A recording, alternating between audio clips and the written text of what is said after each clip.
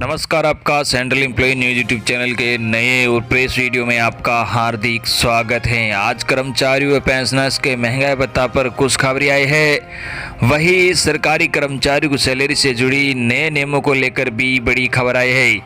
इसके साथ ही कुछ और भी बड़ी खबर आई है जो आपको इस वीडियो में देखने को मिलेगी, तो बने रहे वीडियो के लास्ट तक और जाने इन महत्वपूर्ण खबरों को। इससे पहले अगर आपने अभी तक भी इस वीडियो पर एक लाइक नहीं किया तो एक लाइक कर दीजिए, क्योंकि आपका एक लाइक ही हमारी मेहनत का फल होता है। वही चैनल को भी फ्री में सब्सक्राइब नहीं किया, सब्सक्राइब कर लीजिए ताकि आगे भी आपको कर्मचारियों व पेंशनर से जुड़ी हर एक अपडेट फ्री में देखने को मिलती रहे। कर्मचारियों व पेंशनर से जुड़ी खबरों को जानने से पहले आप सभी के लिए एक बड़ी खबर है जिसको भी जानना बहुत ही जरूरी है। तो आइए इसे शुरू करते हैं और जानते हैं। जी हां, आपको बता दें कि ईमानदार करदाताओं को मिलेगा इनाम। कल पीएम मोदी लॉन्च करेंगे एक खास टैक्स प्रोग्राम। जी हां, प्रधानमंत्री नरेंद्र मोदी गुरुवार को ईमानदार से कर चुकाने वालों के लिए पारदर्शी कराधान ईमानदार का सम्मान नामक एक मंच का शुभारंभ करेंगे। वीडियो कॉन्फ्रेंसिंग के माध्यम से होने वाले इस आयोजन में केंद्रीय वित्त एवं कॉरपोरेट कार्य मंत्री निर्मला सीतारमण और वित्त एवं कॉरपोरेट कार्य राज्य मंत्री अनुराग सिंह ठाकुर भी उपस्थित रहेंगे। प्रधानमंत्री कार्यालय की ओर से जारी एक बयान में कहा गया है कि आयकर विभाग के अधिकारियों एवं पदाधिकारियों के अलावा विभिन्न वाणिज्य मंडलों, व्यापार संघों एवं चार्टेड अकाउंटेंट संघों के साथ साथ जाने माने करदाता भी इस आयोजन में शामिल होंगे। बयान में कहा गया है, प्रधानमंत्री पारदर्शी कराधान ईमानदार का सम्मान के लिए जो प्लेटफॉर्म लॉन्च करेंगे वह प्रत्यक्ष कर सुधारों की यात्रा को और भी आगे ले जाएगा। केंद्रीय प्रत्यक्ष कर बोर्ड सीबीडीटी ने हाल के वर्षों में प्रत्यक्ष करों में कई प्रमुख या बड़े कर सुधार लागू किए हैं। पिछले वर्ष कारपोरेट टैक्स की दर को 30% से घटाकर 22% कर दिया गया एवं नई विनिर्माण इकाइयों के लिए इस दर को और भी अधिक घटाकर 15% कर दिया गया। लाभांश वितरण कर को भी हटा दिया गया है। कानूनों के सरलीकरण पर फोकस। ये आपको बता दें कि बयान में कहा गया है कि कर सुधारों के तहत टैक्स की दरों में कमी करने और प्रत्यक्ष कर कानूनों के सरलीकरण पर फोकस रहा है। आयकर विभाग के कामकाज में दक्षता और पारदर्शिता लाने के लिए भी सीबीडीटी द्वारा कई पहल की गई हैं। लंबित कर विवादों का समाधान प्रदान करने के उद्देश्य से आयकर विभाग ने प्रत्यक्ष कर विवाद से विश्वास अधिनियम 2020 भी प्रस्तुत किया है, जिसके तहत वर्तमान में विवादों को निपटाने के लिए घोषणाएं दाखिल की जा रही है। करदाताओं की शिकायतों व मुकदमों में प्रभावकारी रूप से कमी सुनिश्चित करने के लिए विभिन्न अपीलीय न्यायालयों में विभागीय अपील दाखिल करने के लिए आरंभिक मौद्रिक सीमा बढ़ा दी गई है। डिजिटल लेन देन और भुगतान के इलेक्ट्रॉनिक मोड या तरीकों को बढ़ावा देने के लिए भी कई उपाय किए गए हैं और आयकर विभाग इन पहलुओं को आगे ले जाने के लिए प्रतिबद्ध है। बयान के मुताबिक विभाग ने कोविड काल में करदाताओं के लिए अनुपालन को आसान बनाने के लिए भी कई तरह के प्रयास किए हैं, जिनके तहत रिटर्न दाखिल करने की वैधानिक समय सीमा बढ़ा दी गई है और करदाताओं के हाथों में तरलता या नकदी प्रवाह बढ़ाने के लिए तेजी से रिफंड जारी किए गए हैं। अगली बड़ी खबर, जल्दी नौकरी बदलने वालों को भी मिलेगी ग्रेच्युटी। बदलने वाला है नियम। जी आपको बता दें, केंद्र सरकार की ओर से जल्द ही सभी नौकरी पेशा लोगों के लिए एक बड़ी खुशखबरी का ऐलान किया जा सकता है। इसके तहत सरकार ग्रेच्युटी के नियमों में कुछ बदलाव करने की योजना बना रही है। सरकार ग्रेच्युटी की 5 साल की समय सीमा की बाध्यता को खत्म करते हुए इसे 1 साल से 3 साल के बीच में करने पर विचार कर रही है। यानी अगर ऐसा हो जाता है तो पहले की तुलना में अधिक लोग ग्रेच्युटी के पैसे निकाल सकेंगे। दरअसल अभी तक के ग्रेच्युटी के नियमों के मुताबिक कम से कम 5 साल तक एक ही कंपनी में काम करना जरूरी होता है, तभी ग्रेच्युटी मिलती है और बहुत से लोग 5 साल से पहले ही नौकरी बदल लेते हैं, जिससे उनकी ग्रेच्युटी का फायदा कंपनी को होता है। अभी 2 बातों पर विचार हो रहा है। एक तो ये कि कुछ सेक्टर के लिए अनुपातिक बदलाव किया जाए और दूसरा ये भी कि सभी के लिए ग्रेच्युटी की सीमा कम कर दी जाए। और दूसरे विकल्प को अधिक समर्थन मिल रहा है। क्यों किया जा रहा है बदलाव? जी हाँ, आपको बता दें ग्रेच्युटी में बदलाव करने की 2 अहम वजह हैं। पहली तो है जॉब सिक्योरिटी, जो अब पहले की तुलना में काफ़ी घट गई है। कोरोना वायरस महामारी ने इसमें बहुत बड़ा रोल अदा किया है।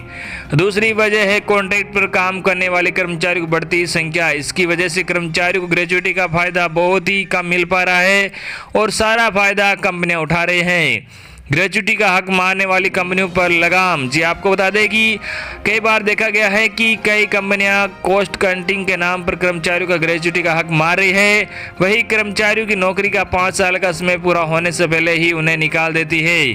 कॉस्ट कटिंग के नाम पर कर्मचारियों को निकालकर सरकार उनकी ग्रेच्युटी बचा लेती है, यानी जो फायदा कर्मचारियों को मिलना चाहिए था उसे गलत तरीके से कंपनियां अपने फायदे के लिए इस्तेमाल कर रही है। आपको बता दें कि पीएफ जैसी हो सकती है व्यवस्था। जी हां, सरकार की कोशिश है कि ग्रेच्युटी को भी पीएफ फंड जैसा बना दिया जाए, यानी नौकरी बदलने पर शख्स ग्रेच्युटी को दूसरी कंपनी के खाते में ट्रांसफर कर सकेगा, जैसा कि अभी पीएफ के साथ होता है। देखा जाए तो सरकार पूरे ग्रेच्युटी के स्ट्रक्चर में ही बदलाव करने की सोच रही है। ये देखना दिलचस्प रहेगा कि सरकार ग्रेच्युटी में कितना बदलाव करती है जिससे कर्मचारियों को फायदा हो। अगली बड़ी खबर, कोरोना संकट में इन कर्मचारियों और पेंशनर्स को मिली है सौगात। जी आपको बता दें, आंध्र प्रदेश हाईकोर्ट ने मंगलवार को राज्य सरकार को जारी किया है वे कर्मचारी और पेंशनर्स को बकाया जारी करे। इसके साथ ही हाईकोर्ट ने कहा कि वे इसे बकाया का 12% ब्याज दर के साथ भुगतान करें।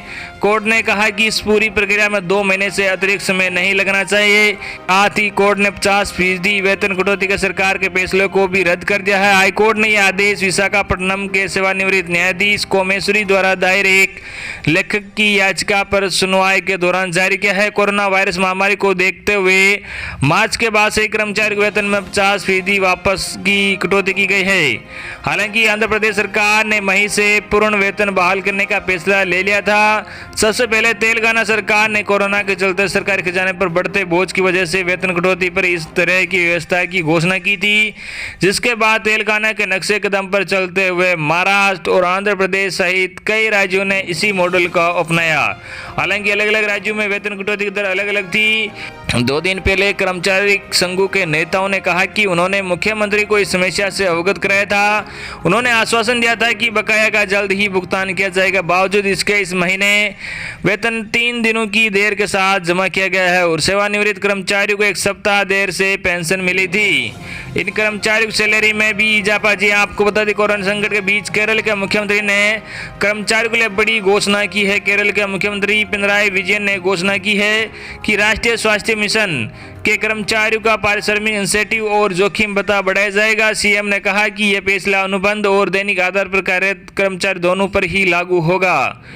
अगली बड़ी खबर, सरकारी कर्मचारियों के लिए बड़ी खबर, केंद्र सरकार ने बदल दिया सैलरी से जुड़े अहम नियम। जी आपको बता दें कि कार्मिक लोक शिकायत और पेंशन मंत्रालय के कार्मिक और प्रशिक्षण विभाग डीओपीटी ने केंद्र सरकार के कर्मचारियों के लिए वेतन की सुरक्षा को लेकर ऑफिस मेमोरेंडम जारी किया है। इसमें कहा गया है कि 7वें वेतन आयोग के मद्देनजर केंद्र सरकार में डायरेक्ट भर्ती के जरिए अलग अलग सेवा या कैडर में नए पद पर नियुक्ति होने के बाद कर्मचारी को वेतन की सुरक्षा मिलेगी। यह सुरक्षा 7वें वेतन आयोग के एपार 22B1 के तहत मिलेगी। जिम्मेदारी होने या नहीं होने पर भी मिलेगा पे प्रोटेक्शन।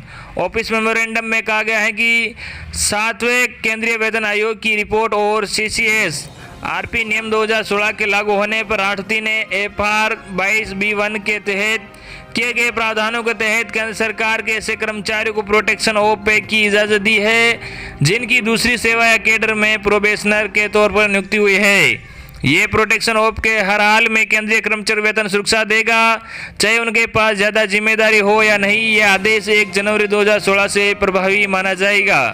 मंत्रालय और विभागों की ओर से किया गया था आग्रह। जी आपको बता दें कि डीओपीटी के ऑफिस मेमोरेंडम में कहा गया है कि एपार 22B1 के तहत प्रोटेक्शन ऑफ पे को लेकर मंत्रालय या विभागों से मिले कई रेफरेंस के बाद इसकी जरूरत महसूस की गई कि केंद्र सरकार के ऐसे कर्मचारी जो तकनीकी तौर पर इस्तीफा देने के बाद केंद्र सरकार के अलग सेवा या कैडर में नए पद पर सीधी भर्ती से नियुक्त होते हैं, उन्हें 7वें वेतन आयोग के तहत वेतन निर्धारित करने के लिए दिशा निर्देश जारी किया जाए। प्रोबेशन पर नियुक्त हुए कर्मचारियों के लिए है यह नियम। जी आपको बता दें कि एपार 22B1 के प्रावधानों में कहा गया है कि यह नियम उस सरकारी कर्मचारी के वेतन को लेकर है जो दूसरी सेवा या कैडर में प्रोबेशन पर नियुक्त हुआ है और उसके बाद उस सेवा में स्थायी तौर पर नियुक्त किया गया है। प्रोबेशन की अवधि के दौरान वे न्यूनतम टाइम स्केल पर वेतन निकालेगा या सेवा या पद की प्रोबेशनरी स्टेज पर निकासी करेगा। प्रोबेशन की अवधि के खत्म होने के बाद सरकारी कर्मचारी वेतन सेवा के टाइम स्केल या पद में तय किया जाएगा। इसे नियम 22 या नियम 22C को देखते हुए किया गया है। अगली बड़ी खबर, महंगाई भत्ता को लेकर मिल सकती है खुशखबरी, जल्द बड़े फैसले की उम्मीद। जी आपको बता दें केंद्र सरकार के कर्मचारियों के लिए अच्छी खबर है। महंगाई भत्ता डीए में बढ़ोतरी की उम्मीद है। केंद्र सरकार के कर्मचारियों के लिए जुलाई 2020 से जनवरी से जून 2020 की अवधि के लिए डीए में इजाफा होने की उम्मीद कर रहे हैं। हालांकि इस संबंध में केंद्र सरकार की ओर से कुछ नहीं बताया गया है। श्रम मंत्रालय के अखिल भारतीय उपभोक्ता मूल्य सूचकांक के अनुसार जनवरी से जून 2020 की अवधि में मुद्रास्फीति 2% बढ़ी है। रिपोर्ट के अनुसार बढ़ती महंगाई को देखते हुए केंद्र सरकार अपने कर्मचारियों को जल्द ही डीए में बढ़ोतरी की खुशखबरी दे सकती है। विशेषज्ञ डीए में अभी 3% के इजाफे की उम्मीद की जा रही है।